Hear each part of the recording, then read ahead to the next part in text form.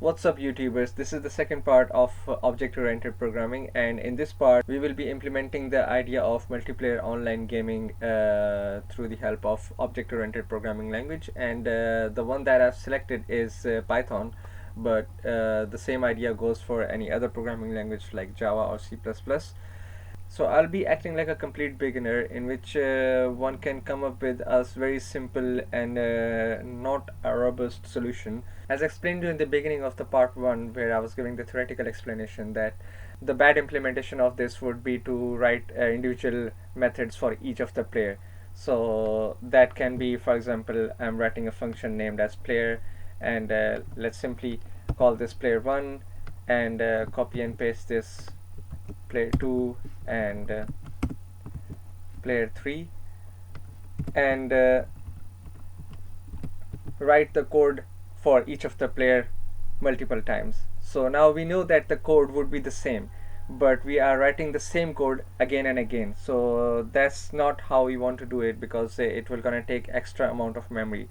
So let's get rid of this.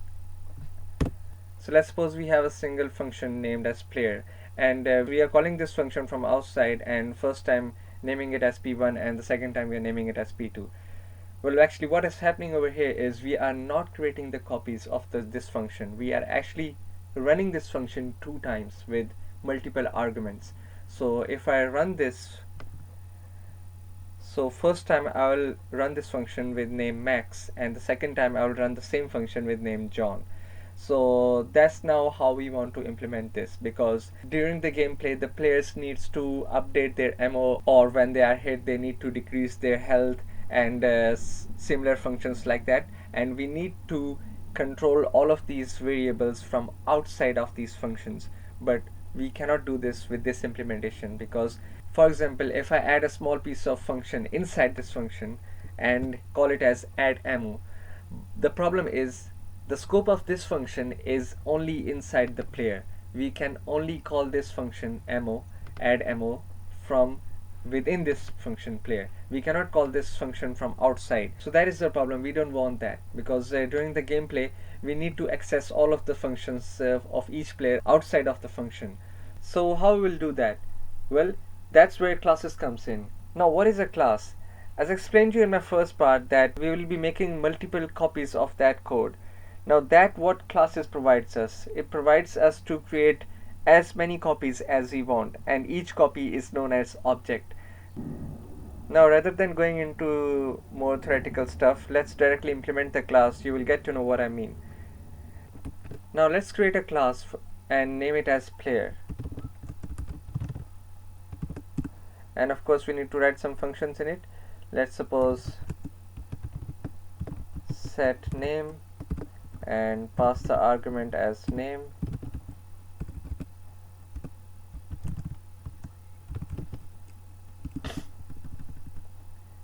and let's create another function, set ammo,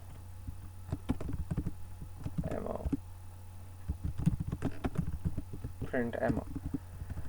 So that is a very simple class that I've created and named it as player. So if I call this class from outside and give it a name as p1 equals player and p2 equals player. Now what is actually happening here is, rather than running this class 2 times, we are creating the copies of this class 2 times. The one copy name is p1 and the second copy name is p2. Now the problem over here is that we are creating 2 copies of the same piece of code that is literally written only once. Now how this piece of code will individually identify the variables of both of these copies? Well, in classes we use a key term called self that actually represents the individual objects that it has created. For example, we have created an object of this class and named it as p1. So this self will be p1 for this object, and this self will be p2 for this object. Now with the help of this we can individually identify the objects of p1 or p2. Now let's see how. If I try to print this object p1 and print p2, and let's call the function set name from p1 and give it a name as max, and same goes for the p2 as set name and give it a name as John. So I'm calling two functions from different objects. Now let's see how it works for the same class, and let's print here name set for self. Let's give it a name as p1 as p2. Okay, so let's try to run this and see what is the effect.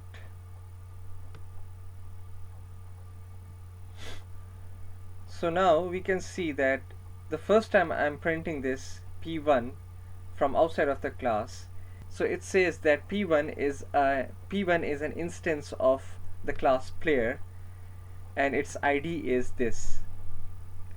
Now when I try to run the function set name from p1, it says name max set for an instance of class player with ID this.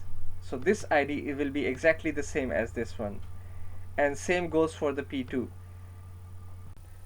Now, is that all we need? No, I don't think so, because right now I'm only talking about individual functions that are being defined inside this class, and we are only accessing these functions individually for both of the objects. But what about the variables? So I'm calling this function set name, but I am not assigning this max to any variable. So for example, if I define another function over here as get ammo, so now this needs to return the ammo left for that individual player. Ammo. Now here you can see that this variable ammo is not defined over here, And that is because this class cannot individually identify that for which object this variable is. Is this ammo for p1 or is this ammo for p2? So for that reason we need to individually identify the variables in the same way we did for the functions. So let's suppose for the functions we always put the first argument as self, and for the variables we always need to name the variables as self dot the variable name. So now this class will individually identify that is this ammo for p1 or p2 by this self. If I'm calling this from p1, then this will be p1 dot ammo, and if I'm calling this from p2, then it will be p2 dot ammo. Now let me set this one as well. So one important thing to note over here is that we cannot change the class variables from outside. We can only access the functions from outside of the class. So for example, p1 dot, I can only see the functions, but I cannot see the variables. So we can change the variables inside the class by the help of the functions. So how we'll do that is, let's suppose we set the ammo for player 1 as 1000, and now in this function it's taking an argument ammo as 1000, and it needs to set this 1000 to the p1 variable named as ammo. So we'll say that self.ammo equals ammo. Now it takes this 1000 as an argument and it gives this argument to self.ammo, that is a personal variable for this object p1. And let's create another function over here as shoot. Now in this shoot we know that when a person will be shooting, the ammo decreases. So we'll say self.ammo equals self.mo minus 1. So we gave player 1 1000 ammo, and then the player 1 shoots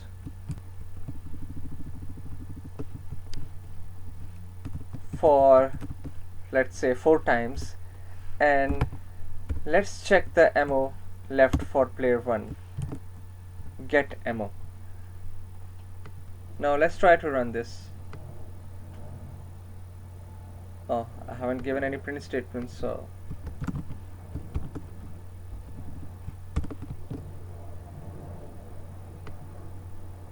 okay, so there you go.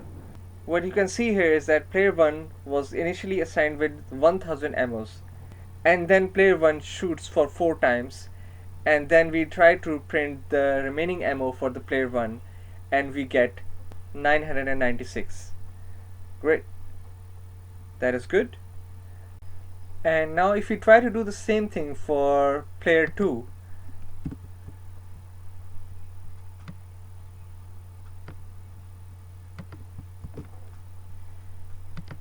we're giving the same amount of ammos, 1000, as we gave to the player 1, and the player 2 shoots for 2 times, and let's try to get the remaining ammo for the player 2 as well. So as you can see, player 2 remaining ammos is 998, whereas player 1 max has the remaining ammos as 996. So the interesting thing about the object oriented can be noted here is that we have written the variable ammo literally one time in the code, and we are using it multiple times. So that's what object literally means, that we are creating the objects multiple times for the same piece of code and using it again and again, and we can differentiate each of the variables and the functions inside the class by the help of each object that is individually identified as self inside the class. Now before calling off for this tutorial, I will like to cover one last thing. If you see these 3 lines, so at the first line we are creating an object, and at the second line we are setting the name, and at the third line we are setting the ammo. So how about we do all of these 3 steps in only one step? For example, when we are declaring an object for this class, we pass in an arguments as name and ammo. So for that we don't need these 2 lines. I'll just get rid of this.